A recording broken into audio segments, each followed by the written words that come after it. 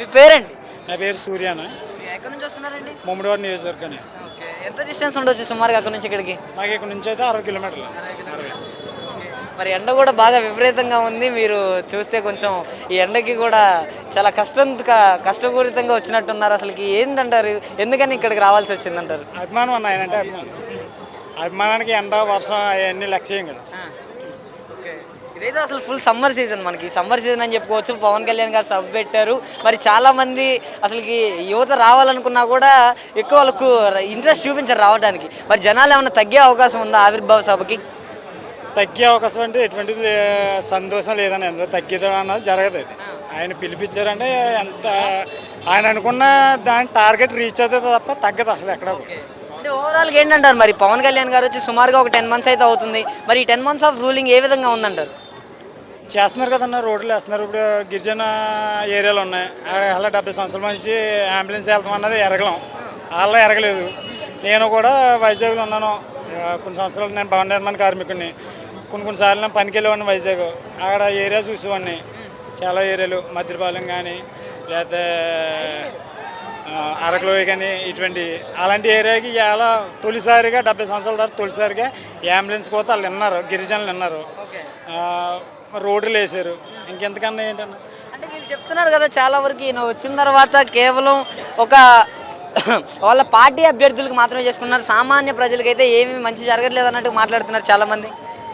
అలా మాట్లాడతారు అన్న, వాళ్ళు అలా మాట్లాడతారు అంతే. ఇప్పుడు పవన్ కళ్యాణ్ గారు నగ్గారు, 10 నెలలు అవుతుంది నగ్గి, చేస్తున్నారు, ఒకటి చేసుకుంటూ వస్తున్నారు. ఆయనకి మించిన అంటే జన సైనికులు అందరూ బాధ్యత ఆయనకి అప్పచెప్పాం. ఆ బాధ్యత ఆయన నెరవేర్తారని మేము అనుకుంటున్నాం. ఖచ్చితంగా చేస్తారు దాన్ని. ఆయన తీసుకున్న పదవులకి ఆయన న్యాయం చేస్తున్నారు, చేసుకుంటూ ఉంటున్నారు. అంటే గతంలో చూసారు కదా మీరు జగన్మోహన్ రెడ్డిని, గత 5 సంవత్సరాల్లో ఆయన పరిపాలన తీరు ఏ విధంగా ముందుకు సాగిందంటారు?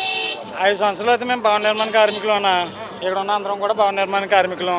భవన నిర్మాణ కార్మికులు ఎన్ని పోట్లు పడ్డారో మీకు తెలుసు. పొడిసారిగా వైజాగ్లో భవన నిర్మాణ కార్మికుల పక్కన గలం ఇప్పినటువంటి నాయకులు పవన్ కళ్యాణ్ గారు మీద మిత్రపక్షాలు అన్నింటినీ కలుపుకొని ఆ రోజు సభ పెట్టారు. వెళ్ళాం, జయప్రదం చేసాం దాన్ని.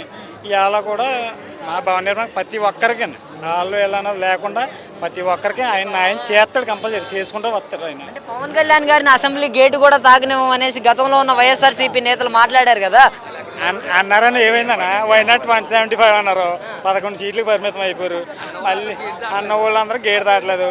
వచ్చే ఎలక్షన్లో కూడా మరి 11 సీట్లు వస్తాయో చూడాలి. అది ఏంటంటారు మరి? ఇంకా వ్యత్యాసం ఏంటంటారు? జగన్మోహన్ రెడ్డి గారికి పవన్ కళ్యాణ్ గారికి వ్యత్యాసం అంటే ఏం చెప్తారు? వ్యత్యాసం ఉందంటే ఈయన ప్రజల నాయకుడు, రాజకీయం ఏం తెలుసు అన్నారు చాలామంది నాయకులు. రాజకీయం ఎలా ఉంటుందో పుట్టుకతోనే ఎవడో రాజకీయం నేర్చుకోవడం.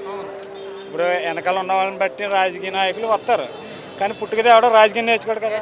డిప్యూటీ సీఎం పదవికి వన్నీ తెచ్చిపెట్టాడు ఈయన. ఆయన తీసుకున్న శాఖలకి వన్నీ తెచ్చిపెడుతున్నాడు. నాకు తెలిసిన నుంచి ఆయన తీసుకున్న శాఖల్లో ఏ నాయకుడు కూడా ఆ రీతిగా వెళ్ళిందన్నది లేదు. నాకు తెలిసిన నాకు ఇప్పుడు 29 ఇయర్స్లో కూడా ఆ శాఖలకి ఆయనకి తీసుకున్న శాఖలకి, అడవి శాఖ కానీ కానీ తీసుకున్న శాఖలకి వన్నీ తెచ్చినటువంటి నాయకులు ఏకైక పవన్ కళ్యాణ్ గారిని మేము చూసాం ఆంధ్రప్రదేశ్. ఇప్పుడు పంచాయతీకి ఇది ఆగస్టు 15కి 250 రూపాయలు పెద్ద పంచాయతీకి, చిన్న పంచాయతీకి 150 రూపాయలు. దానికి 10,000 చేశారు, దీనికి 10,000 చేశారు. మంచి మా నమ్మకం చేస్తాడు ఆయన. మాకు గెలుపుతోనే వాడంతోనే పని లేదు. ఆయన అంటే ఇప్పుడు కూడా మా తుశ్వాస ఆగేంత వరకు కూడా ఆయనతో నిలబడతాం, ఆయన వెనకాలే ఉంటాం.